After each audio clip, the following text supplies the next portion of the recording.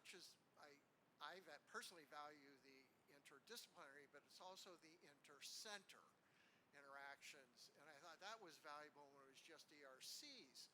And now that it's all these centers, we're getting a lot of different views about how it is we can approach occupational health, safety, and wellness. So with that, I want to thank the steering committee. I got to tell you, as the director of the Sunshine ERC, I would get updates fairly frequently. So I knew the steering group was getting together often.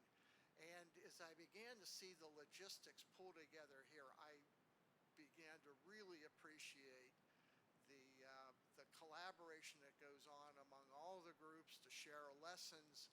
And then for the host institution, as Wayne, as I come to Lexington next year, I'm going to more fully appreciate all the work of the host and for the past host.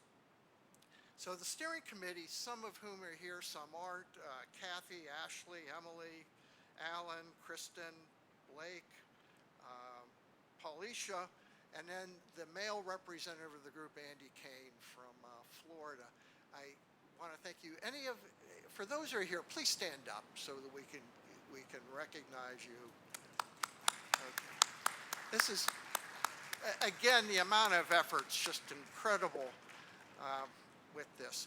Okay, it's my pleasure to introduce in this morning's session, we're going to have 3 presenters that have had pilot project research training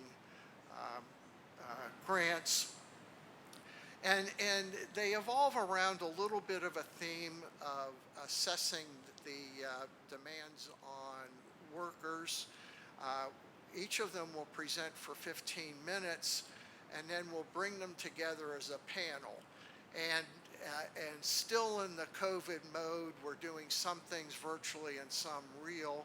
So the panel will have 2 people real, that'll be Hayden and me, and then we'll have 2 panel members that'll be virtual in this. So we'll save questions and any comments to when we get together at noontime. So the first speaker is Hayden Dewig. Hayden had the pilot project research, I presume, from North Carolina. Are you a graduate of North Carolina as well? And a proud graduate of the institution. Come on up. Hayden is now working for the Rockefeller Neurosciences Institute, and is going to discuss the how to assess workload on a law enforcement officer. Hayden.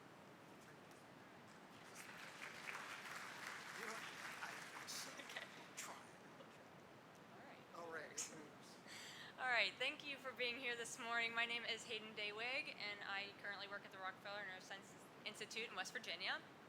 But my study that I'll be talking about today was part of a larger project for my dissertation, but I'll only be talking about a subset. So I do want to preface that we're only talking about one primary aim, which was the feasibility of tracking workload monitoring within law enforcement officers. And so here's just a brief outline of what I'll be discussing today, starting with background on this population and their health outcomes, leading into the study itself and our primary findings. All right, so currently there are 688,000 law enforcement, and whether that be sheriff's patrol or just police officers, and these are primarily employed within the local governments, which is where we recruited. These individuals are primarily male, and about the average is 40 years of age. They're asked to do, as we typically know, a lot of physically strenuous tasks, but unfortunately they have a poor health profile, ultimately contributing to a lower life expectancy. Some of these things that we characterize that with are low physical activity habits, the work stress itself, and then the shift work that they use, which is really defined as anything outside of that typical Monday through Friday, 8 to 5. And part of that poor outcomes is the higher disease risk of cardiovascular disease and on-duty events or deaths. A high proportion of them are overweight or obese, and then that work stress really contributes to low sleep or physical activity. And additionally, they are one of the most dangerous populations. So this is characterized by a high rate of injury, primarily of non-fatal injuries, which are typically musculoskeletal in nature, occurring in both the upper and lower extremity about equally. This can be attributed to slips, trips, and falls, overexertion, or recent about 10% rise in violence and assaults, meaning that they have to use a lot more force in their body within their jobs. And so this creates a high economic burden, not only in money, but specifically falling on the departments themselves in recovering from that lost time from work. And this has led to the National Occupational Research Agenda, asserting that there is a strong need for new technology and new strategies to develop or prevent ways to mitigate this injury risk within public safety personnel as a whole. And so one potential solution that has been discussed previously is workload monitoring.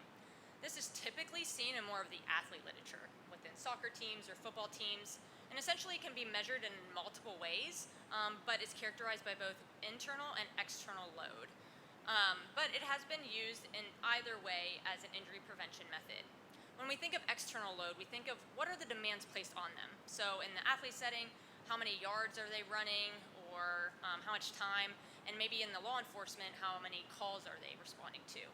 But in the internal realm, that's more of the psychophysiological response. So what is their heart rate in response to these tasks, or their rating of perceived exertion? And ultimately, the literature in this area has basically said higher workloads could increase your risk of injury, if we want to summarize it. However, there has been limited work specifically looking at it in this way within public safety personnel or any shift working populations, including nursing. Of this research, because of the comprehensive and unique demands of the job, it has been suggested that not just a simple rating of perceived exertion should be used, but more of the National Aeronautics and Space Administration Task Load Index. The NASA TLX allows us to look at both mental and physical demands placed upon an individual, which gives us a larger scope of that workload. And research looking at this scale have shown that increases scores, which increased workload, does increase the risk for slips, trips, and falls, and musculoskeletal disorders, as well as increased stress or decreased workability and performance. Specifically within law enforcement officers, it is shown to be sensitive to these increases in workload, based, whether that be task-based or perceived performance. However, most of these studies have only used it in the acute context, so delivering them a task and then ascertaining what their NASA TLX score is right after. Therefore, the first step to really implement this longitudinally is to see, is it feasible to actually do this over time? Will somebody evaluate their internal workload or their rating of perceived exertion through the NASA TLX over time or longitudinally to see what is the chronic effects of workload? And that's led to our purpose, which is to evaluate the feasibility of workload monitoring within law enforcement officers. And I want to specifically note that we were just looking at that internal workload because often departments are already capturing external workload with their time on call and number of calls that they're responding to. So this requires a lot of feedback from the officers themselves. So we determined retention and adherence rates and the usability of this tool, as well as the acceptability of the administrative officials within these departments to see how it would work in a larger scale. And in order to provide context to these quantitative findings, we conducted qualitative interviews to give us some more insight. So we had a pretty heterogeneous sample, which was really promising. You'll see that the age and BMI averages, as well as the distribution of males and females, really reflects the stats that I presented earlier. So we did see that we found about a 40-year average, but we see that wide range of ages and employment tenure. So we were able to get across my study a whole lot of different people to participate, and we did get the 50 law enforcement officers that we were after. We did also recruit 8 administrative officials from the 4 different departments that participated, 2 from each, in order to do these other feasibility measures within them. These individuals were high-ranking officials, such as captains, sheriffs, lieutenants, and chiefs. This was just an outline of what our longitudinal design was like. You can see that there are 2 shift cycles. So There are different shift cycles used within law enforcement, typically the 12 hours on, 12 hours off, days and nights, which is the B, but there is another department, 1 out of the 4, that use the more unique. So you can see that all of them completed about 28 to 30 shifts within an 8-week period, which we thought captured enough data for this pilot project. So they all completed the same number of shifts, but that distribution of on and off days was a little bit different per their specific schedule in their department.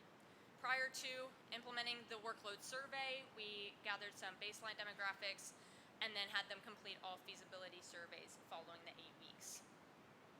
So the workload questionnaire that was sent following every work shift, so about 28 to 30 times as mentioned, was sent 30 minutes after their work shift. So not while they were on shift, it was sent via text message through Qualtrics, directly to them 30 minutes after, and then a reminder text message was sent 1 hour following that to anybody who hadn't filled it out.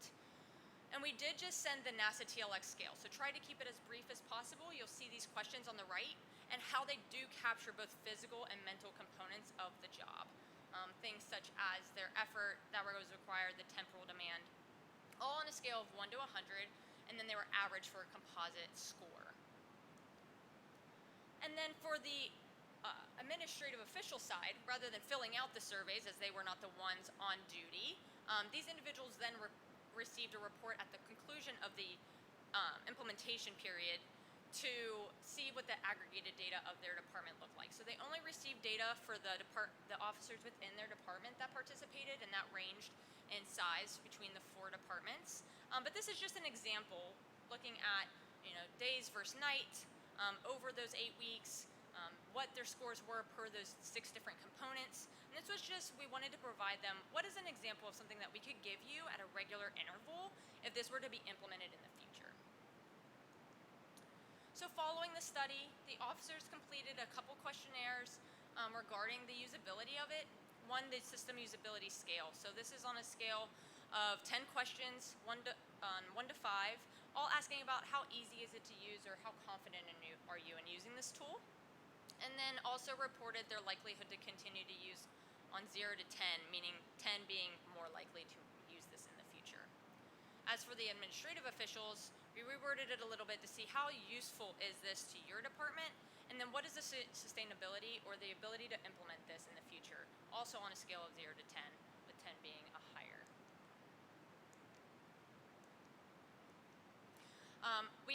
For our statistics, we summarized all of the data as descriptive, with the flow of participants being summarized, retention defined as the number of participants retained at post-testing or when those feasibility surveys were given, adherence as the number of questionnaire or surveys, workload surveys that were completed by individual and then throughout the entire sample, and then all the feasibility questionnaires are also summarized as mean and standard deviation.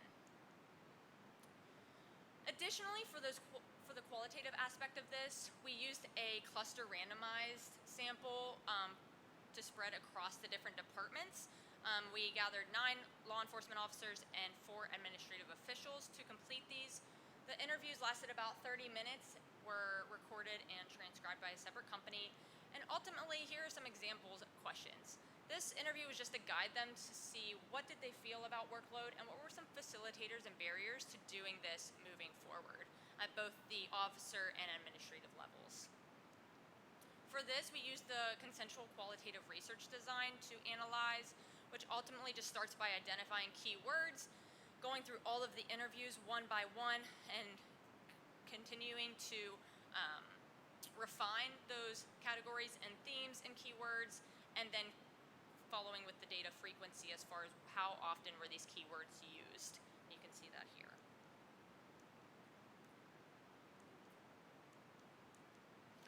All right, so now let's get into what we found.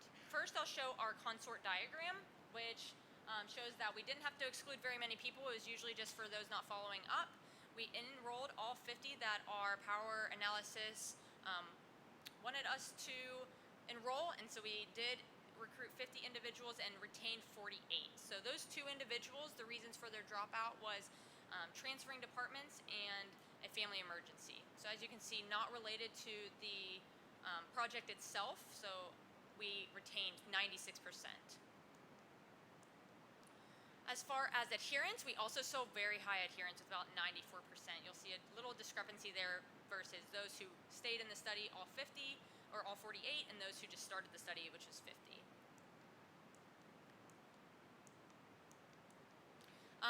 With an average missed surveys at about 2 per person. And then their system usability score was relatively high with about an 89 out of 100, which means high utility or usefulness, and then a moderate, about 7 out of 10, intention to continue to use. As for the administrative officials, they also ranked really high scores on both sustainability and utility with 9s out of 10s.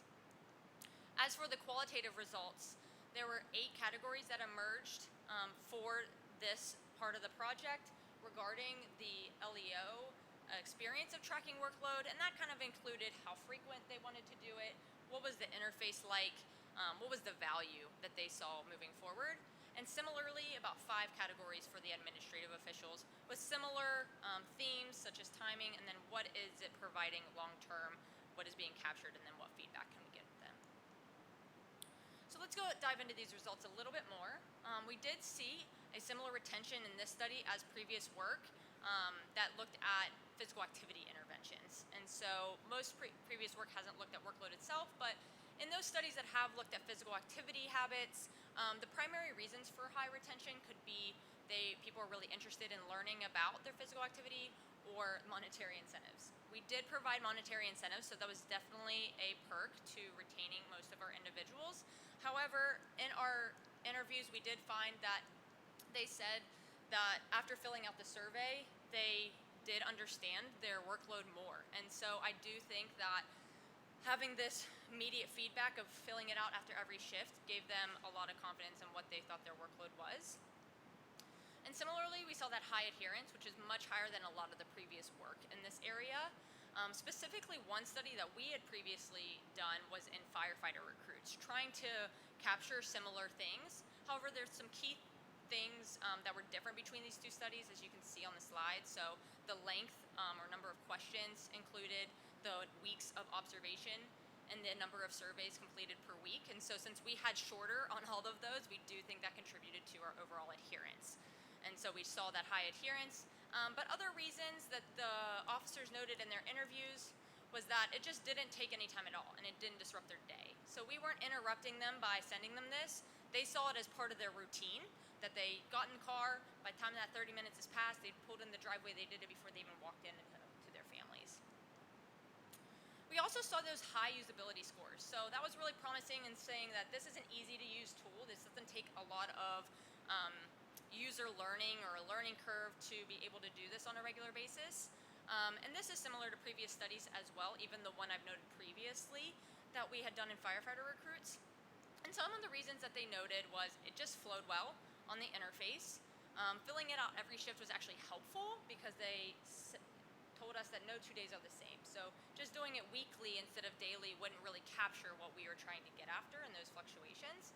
And that all the questions of the NASA TLX were straightforward and concise. So even though we were giving them 6 questions rather than just 1 rating of perceived exertion, they actually liked that because it did capture the unique demands of their job, and it made sense to them. However, we saw that there was not as much, they weren't as gung-ho about likelihood to continue to use this in the future. And previous studies have shown that this could either be on the technical side or user-oriented motive side. And so some of the reasons we found is that the interface did have some lacking with the sliders that we used for the scales rather than maybe just inputting a number or having a drop-down menu. And that because their job can be slow at times, maybe not as physically taxing, or they're sitting in their car a lot, they didn't know how to answer those questions if it was a slower day.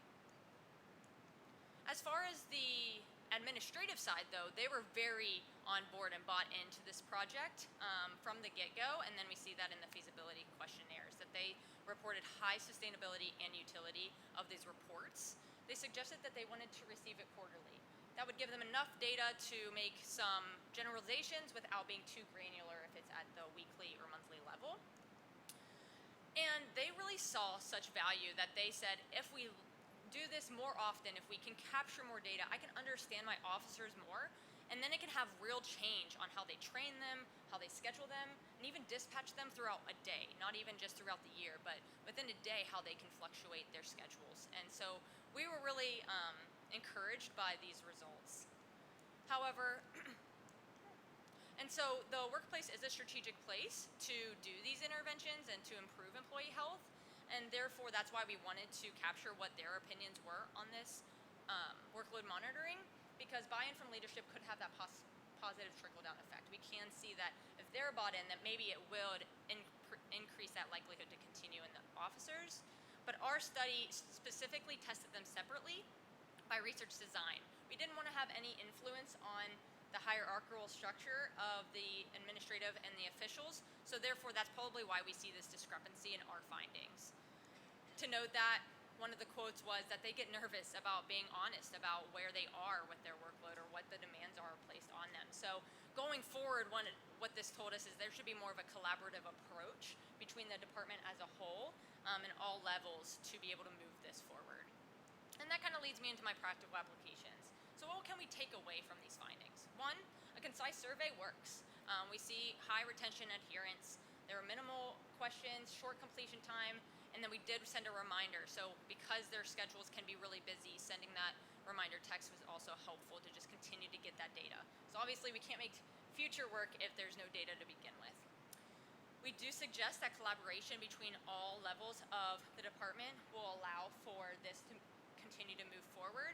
Specifically clarifying the tangibles of workload. So why is this data being collected? How is it being used? And is it going to be used on me as a person or just for the department as a whole? And I think those were some questions that needed clarified for both the admin and the officers.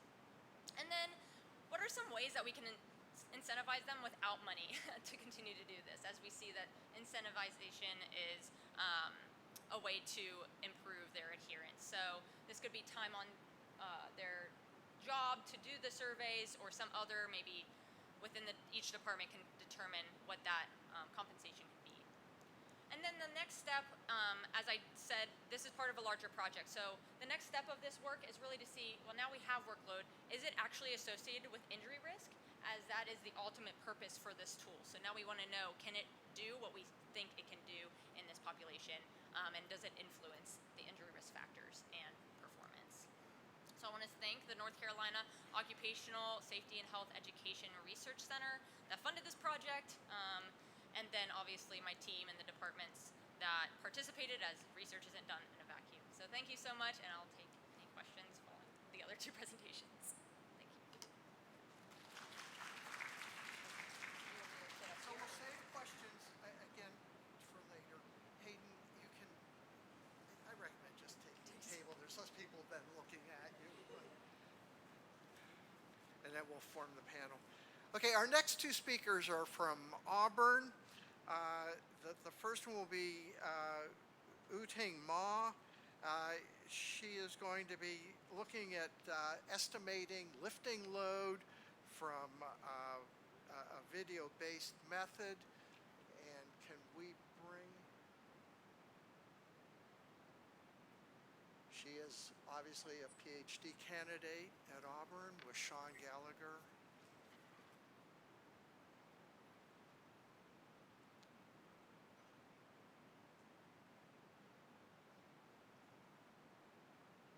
Okay, start talking. We're there. Thank you. Please start. Hi, can you hear me? Yes, we can hear you. Can you hear me? Okay. Hi everyone. My name is Yuting. I am currently a PhD candidate at Auburn University. Today, I have the honor presenting my PPRT project, which was funded by the Deep South ERC. The title is Lifting Weight Estimation from Computer Vision-Based Method. Next, please. Next, please.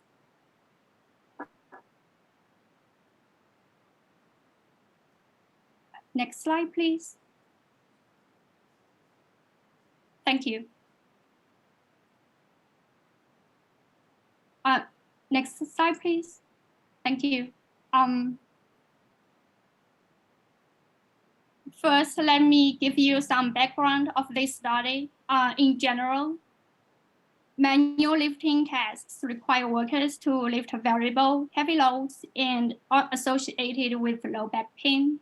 In ergonomic assessment, the amount of lifted weight is an important variable related to lifting tasks. Computer vision method has been used to identify different lifting postures, but the feasibility of using computer vision to recognize heavy lifting has received little attention. So to address this issue, this study proposed a computer vision-based method for recognizing heavy lifting weight. Specifically for the study, I aimed at investigating the effect of lifting weight on posture kinematics and developing a computer vision-based method for recognizing heavy lifting. Next, please. So here I showed the experiment methods. The subjects I recruited were 9 healthy females from the university. During the experiment, they were required to lift 7 different weights to elbow height, either from floor or knee height. Each combination of weight and lifting height was repeated 3 times. All liftings were freestyle and symmetric. 17 accents IMUs were used to record kinematic data of different body segments. 15 body dimensions such as subject height and weight, arm span, shoe length, etc. were measured and taken as input in the accents model. So for each participant, maximum strength of each joint was also calculated based on age, gender, body weight, and height. A total of 378 lifting trials were obtained. Next, please. Thank you. So mixed effects models were used to quantify the effects of lifting height and load level. And in each mixed model, maximum strength calculated for each participant was included as covariates to adjust individual difference. Significant mean effects were examined using Bombaroni post-hoc tests. This table is a summary of results for shoulder. We can see for the load level, most of the results are significant except sagittal range of motion. Next, please. So here is a summary of results for elbow. For elbow, load level has effects on sagittal velocity, transverse acceleration, and coronal range of motion and sagittal range of motion. Next, please. Here we can see a summary of results for knee. We notice the load level has effects on coronal and sagittal range of motion. Next, please. And this is a summary of results for trunk. We can see load level has effects on coronal variables and transverse velocity and range of motion. Next, please. So here from the 2 plots at the top, we can see range of motions of the shoulder and knee had an upward trend as the load level increased. That's because shoulder and knee were flexed more when lifting a heavy load than a light one. This posture allowed the load closer to the body, and the moment arm of the load to the lower back was minimized. With this posture, the load body's center of mass shifted toward the body. This increased the stability of body. So from the plot at the bottom, we can see that with increased load level of range of motion of elbow radial deviation, decrease while that of shoulder abduction increased. This might be because the strength of the elbow is less than that of the shoulder, and people depend on larger shoulder flexion to deal with heavier load. Next, please.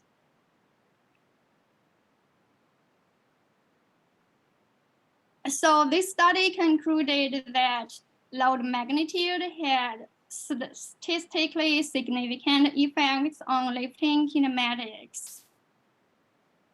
Next, please.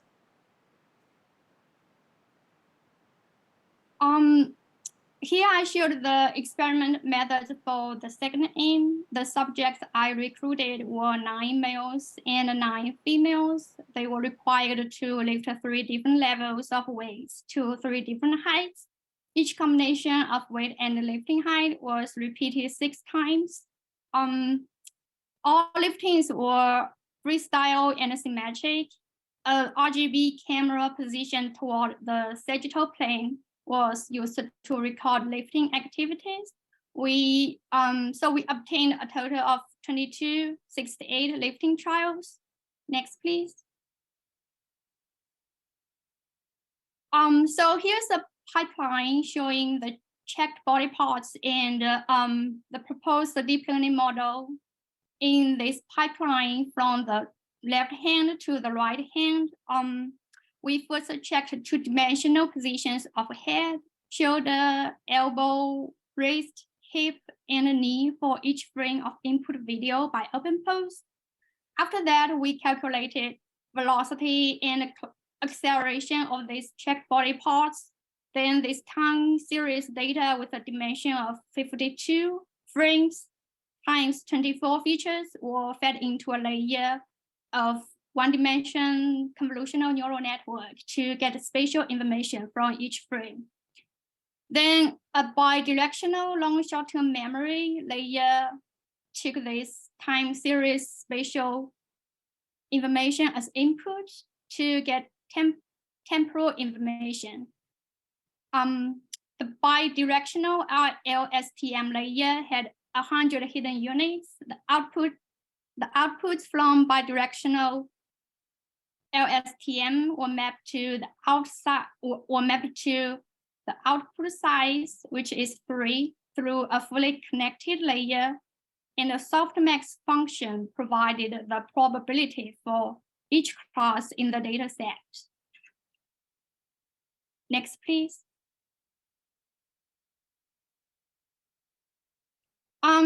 So here we use accuracy to evaluate the overall performance of the model. Precision, recall, and F1 score were used to measure the performance of the model in dealing with each class. From the table at the top, we can see the accuracy was 0.82, which means 82% of times the model made an accurate recognition. And precision for weight less than 4.6 kilograms, which was low weight, was 0.92. It means that of all the positive recognitions for low weight, 92% was actually correct. And precision for 6.9 to 9.2 kilograms, which was midweight, was 0.8, and 0.77 for 11.5 to 13.8 kilograms, which was high weight. Then recall for low weight was 0.87, which means of all the actual positives, 87% was recognized correctly. Recall for midweight was 0.77, and for high weight was 0.84. So F1 score, which is a weighted average of precision and recall, was also obtained. We noticed that low weight had the highest F1 score, which means we had both lower false positive and false negative recognitions for low weight than the other two weights. F1 scores for midweight and high weight were 0.79 and 0.8 respectively. And the plot at the bottom was confusion matrix. Rows were true labels, columns were predict labels. And the diagonal values were percentage of times for which the predicted label is equal to the true label. And off diagonal values were those mislabeled by the model. So from this confusion matrix, we can see, for example, for low weight, 80% of times the model made a correct recognition, while 7.8% of times the model mislabeled it as middle weight, and 4.9% of times it was mislabeled as high weight. Next, please. So this study proposed a computer vision-based method for recognizing different levels of lifting weight through lifting kinematics. It demonstrated that it could be used in workplace in the future. All right, thank you.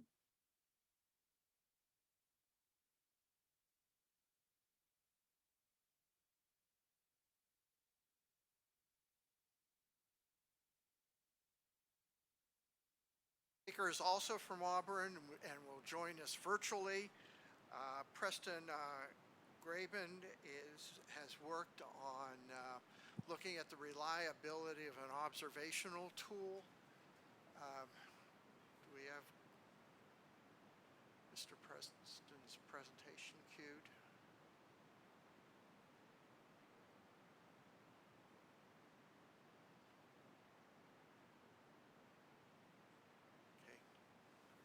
Go ahead. Preston, we see you. Are you with us? You smiled. Yes, sir. Okay, and we have audio. Good. It's all yours now.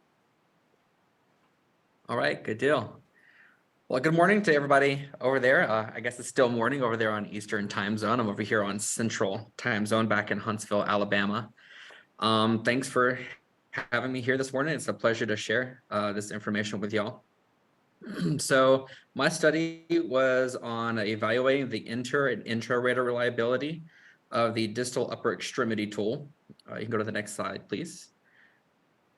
This was, of course, a pilot project that was funded through the SouthON ERC. Thank you so much for giving me this educational opportunity to learn how to better myself as a researcher and conduct some really cool science. Next slide. So just a little bit of background about some musculoskeletal disorders. Most of you, I'm sure, are pretty familiar with it. They affect, different parts of the body. And for this specific study, we were looking at the distal upper extremities, which we are considering the arms, wrist, hands. So that's some important background to know when we're moving forward. Next slide, please.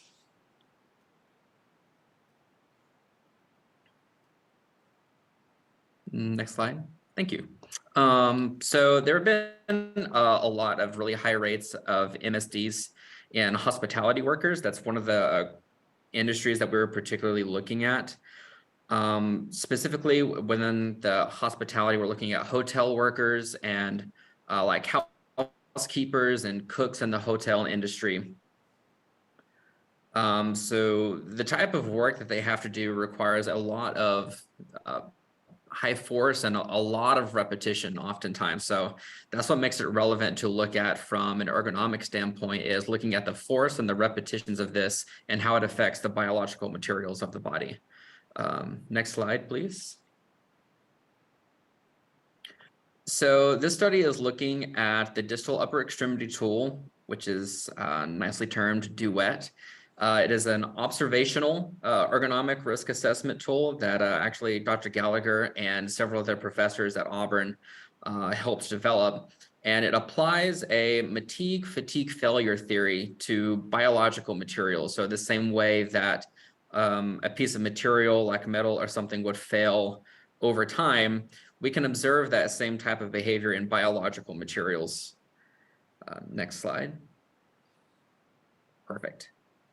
So I'm looking at the reliability of this tool from a rater's standpoint. So we can split that reliability into two different categories. You have inter-rater reliability, which is the agreement amongst a group of people, amongst a group of raters, versus intra-rater reliability would be the measure of agreement between that one rater rating the same thing over time, multiple times. So those are your two different categories. We're going to measure both. Next slide, please. So the objectives of the study is to, of course, evaluate that inter and intra-rater reliability. But we're particularly interested in if there is a difference between expert raters and novice raters. We are hypothesizing that experienced raters will have higher reliability than inexperienced raters. And the kind of goal with this is if it turns out there isn't a difference between experienced and inexperienced raters, then the tool is very well designed, and you don't have to, have a PhD in the field or, 10, 15 years of experience to get useful data from the tool. Next slide, please. So using DUET, it's pretty straightforward. There are two different inputs that are required from the rater. The OmniRes scale, which is a subjective force rating that you can input, and then the amount of repetitions per day. Generally, somebody will observe a process. They'll count how many repetitions are in that process based off the amount of time they're looking at it, maybe the takt time of the process, and then use math and extrapolate that number out to how many of those repetitions that they would see in an 8-hour workday. For obtaining the OmniRes scale, we generally use the verbal anchors that are shown in the picture below, with the OmniRes scores next to it. It goes from 0 to 10, even though 0 and 10 aren't shown. The verbal anchors are only on the odd numbers. Next slide, please. So the repetitions is pretty difficult to count sometimes. It can get really, really complicated into just how you're counting repetitions. The example that I really like to use is a house painter. So if somebody's taken a brush and they're painting a fence or painting a wall, is a repetition every time they go up with a paintbrush? Is the repetition when they go up and then down? Do you get into muscle actuation, rain flow analysis? Somebody that doesn't have ergonomic research experience may not have that knowledge to fall back on to count repetitions. So it can be a pretty big source of variability with the tool. Next slide, please. So this is what the tool looks like. You put the OmniRes scale on the left, you put the repetitions in there, and then you hit calculate.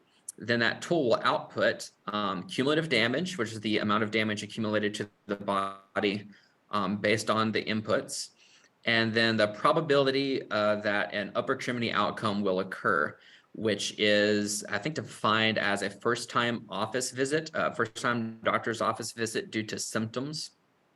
And because of that, the probability we're calling the actionable output, kind of similar to the strain index risk classification score. That's what the user is going to look at quite a bit. Next slide. Awesome. So our sample recruitment, we had people aged 19 to 65. We separated expert and novice people based on whether or not they had a professional certification or more than 10 years of experience. So if you didn't have a professional certification, but you've been in the field for 10 years, we considered you an expert. If you didn't have those professional certifications or the years of experience, you were put in the novice category. We gave each participant the same training video, so that way they kind of have the same information going in. And then we asked them to analyze 10 video recordings of tasks that were commonly found in the hospitality and culinary industry. Next slide. The probability value was considered an outlier. We kind of created a range based on the interquartile range. So 1.5 times the first quartile, 1.5 times the third quartile. If it was outside that range on either side, it was considered an outlying value. If more than half of those values over the course of the 10 processes were outside that range, then we removed the entire participant. Any remaining values were replaced by the mean probability value for that process for each experience group, respectively. So at the end of all that, there were 4 participants that we completely removed as outlying participants, but then 14 individual probability values adjusted afterwards. Next slide, please. So the method that we used a 2-sample t-test to look at the standard deviations to see if there was any kind of statistical difference between novice and experienced raters. We kind of use standard deviations as a proxy for variation. A higher level of agreement between experts was kind of expected than between novices. And the reason that we were kind of using these inferential statistics is in these reliability studies, it's a really good practice to use both inferential statistics and reliability coefficients because they give you 2 types of information. One is an inferential test, a test of differences between groups, and the other one is a measure, so not necessarily a test. It'll tell you how reliable something is, but not if it's statistically significantly different than another group. So you want to use a combination. Next slide, please. So for the rater reliability coefficients, we were using ICC's interclass correlation coefficients, and we used 2 different kinds. One for inter-rater, which is the one that we have listed here. It used a 2-way random effects model, single rater, and absolute agreement. We chose these because we were looking to generalize our results to a larger population. Single rater because we're not looking at an average or like a team rating of K raters, more than one. Every rater had its own specific rating. And we were more concerned with how much one measurement agreed to another one without the added effect of a systematic error. So we chose absolute agreement there. Next slide. So intra-rater, it's pretty similar, except we use a 2-way mixed effect model because since we're measuring just within one rater, you can't generalize those to a larger population. So that's the only thing that changed. Single rater is the same and absolute agreement is the same. Next slide, please. So these are results. So we had 22 experts and 36 novices by the time we got to the end. We did a t-test on the standard deviations and it was greater than 0.05. So nothing statistically significant between those groups. Looking at the inter-rater reliability coefficients, we had a ICC of 0.25 and 0.305. We have the 95% confidence interval listed beside. And the scale below was taken from the original paper that proposed the ICC. So both of those variables fit in the poor reliability category. Next slide, please. Perfect. Then the intra-rater reliability, we calculated it twice, first between the first 2 rounds of data collection, and then again to include all 3 rounds of data collection. So for the first 2 rounds overall, the ICC was 0.81, experience was 0.91, and inexperience was 0.34. Looking back at the scale again, overall, we had a good rating of reliability. Experience put it right over the edge into that excellent reliability category. But on the inexperienced side, it was all the way back down in the poor category. For all 3 rounds, the overall went down slightly to 0.7, but it still keeps it in the good category. Experienced also went down a little bit, and that put it in the good reliability category. But inexperience actually went up a little bit, but again, still in the poor category. Next slide, please. We also performed some linear regression to see if we could try to figure out where some of the variability was coming from. We did see that there was some definite variability between processes on the number of repetitions. You can see processes 2, 4, 7, 8, and 10. The box plots are quite a bit different and kind of demonstrate that variability. Next slide, please. All right, so what does all this mean? DUET demonstrated poor inter-rater reliability overall, but the experienced and inexperienced raters kind of performed comparably. They performed about the same on inter-rater reliability. It demonstrated moderate intra-rater rater reliability overall, but the experienced raters performed much better over the inexperienced raters. We kind of attribute this to maybe the large number of assessment methodologies that exist. Inexperienced raters, may have had that worse intra-rater reliability since they didn't have any previous knowledge of ergonomic methodologies that they had to rely on. So they were kind of more simplistically counting repetitions or force. Versus experienced raters, they had that knowledge of ergonomic methodologies to rely on, but they might have chose different methodologies. So we think that's why they had poor inter-rater reliability amongst the experts. But those experts, whatever the methodology that they chose, they were able to repeat that methodology in the following observations of those tasks. So whatever methodology they chose, they were able to do it effectively over and over again. So we think that is what may have contributed to the really high intra-rater reliability for the experts. Next slide, please. So the conflicting levels of this reliability kind of provides some evidence and supports the idea that we need to better the training that's provided by DUET. The current training that's provided isn't sufficient to explain the correct methodology that the creators intended for the tool. But the high intra-rater reliability supports that if we can fix the training of DUET and we can provide training that tells them how to use this methodology, that raters will be able to use that methodology over and over again and get really high reliability that way. DUET demonstrated similarly poor reliability relative to some other ergonomics assessment tools as like OKRA or RULA, but it doesn't possess the high reliability of some other ergonomic tools like the hand activity level or the strain index. So I kind of put it right in the middle of the available ergonomic assessment tools as far as reliability goes. It is important to note that direct comparison between these different reliability tools and these different metrics is very difficult because they measure different things. Their reliability coefficients would be different.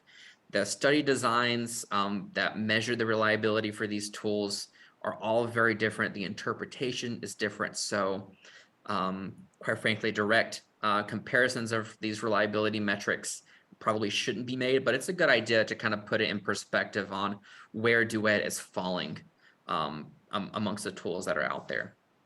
Next slide, please.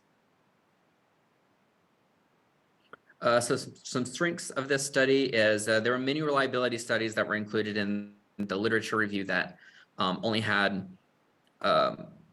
sample populations of 10 to 15 raters. So a really large strength of this study is that we were able to include 58 raters for the inter-rater reliability assessment. That being said, there was an uneven ratio between experienced and inexperienced raters. I think 22 to 36 was the number. So that could be considered a weakness that we didn't have equal numbers on both sides. Another strength of the study, we use recorded processes, so video recordings. So that way, everybody who looked at these tasks, these processes, were all given the exact same information. They didn't have to do with a different person performing the tool or having the worker fatigue over time or the process change over time. Everybody was given the same information. A resulting limitation was that all of those processes that we were able to capture are only from the culinary industry and generally required relatively low forces. The current study only retained 8 out of the total 58 participants to calculate intra-rater reliability. So that definitely could be considered a weakness. While the inconsistent time intervals in between rounds could be considered a weakness, the long time intervals in between those rounds of data collection is certainly a strength, considering a big downfall of intra-rater reliability is the rater's ability to remember what their ratings were on the previous time. So that definitely skews your reliability. So the long gaps in between those rounds of data collection was a strength. Next slide, please. So future work, we should evaluate the reliability of DUET in other industries. We're trying to generalize it from the culinary industry, but some other industries, including some more processes with some more variation in the required force, should be done. Some more additional research should identify weaknesses in provided instructions, and we aim to try to fix those instructions so that way we can generate better reliability on future raters that use this tool. We could do some more research to investigate the efficacy of moving from a web-based application, which is currently DUET's design, and moving it to a smart device like a mobile application, and provides increased mobility to practitioners to go out to the floor and look at the processes in real time.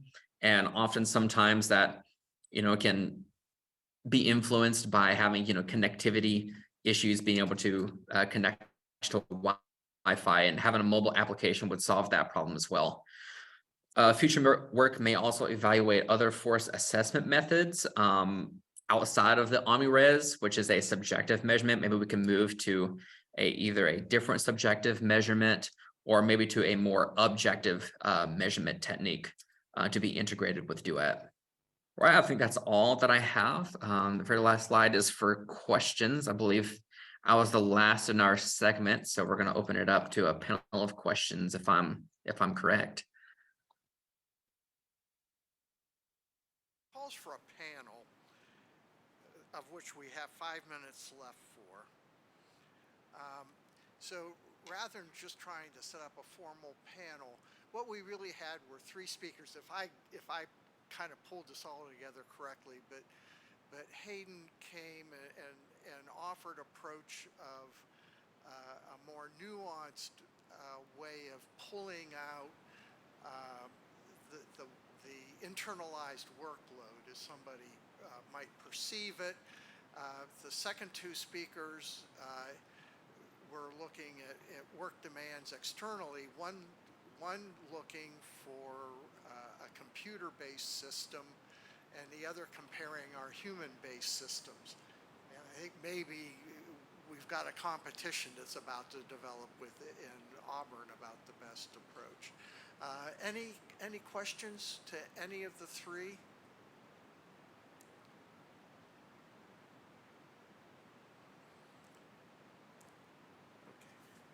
I guess I've got just a couple, and Preston, will go with you because you're up.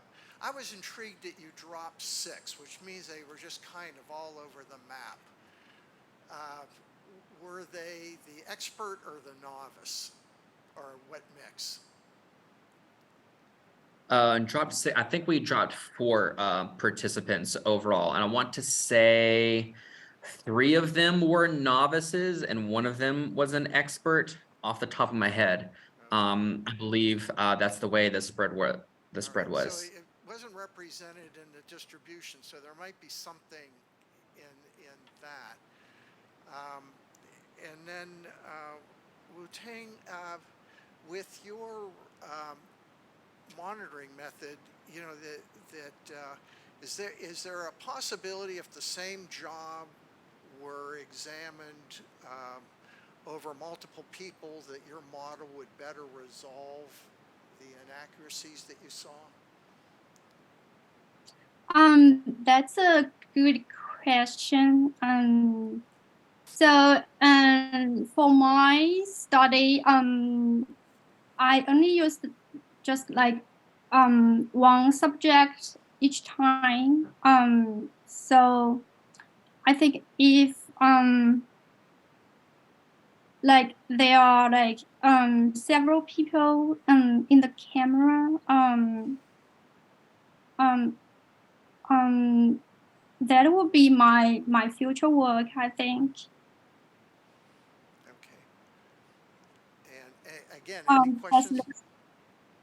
Yeah, does this answer your question? Yeah. Any questions?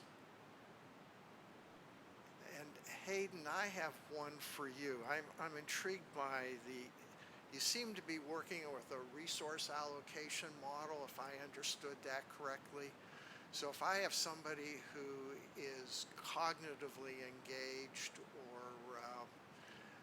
somehow uses these internal resources, then is the hypothesis is that they'll be less able to cope with external perturbations? Yeah,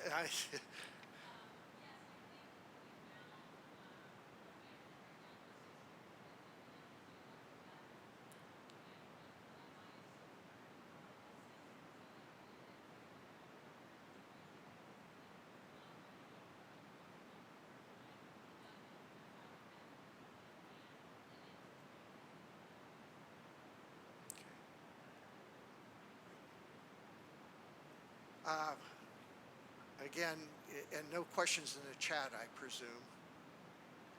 All right, well then I want to bring this part to a close. To our virtual visitors, thank you for very much for dropping in. And I enjoyed the topics. And for those present here, I think we have the opportunity to break for lunch and visit among ourselves. And we'll reconvene at 1:15, 1 hour from now. So again, thank you all, panelists and guests. Thank you.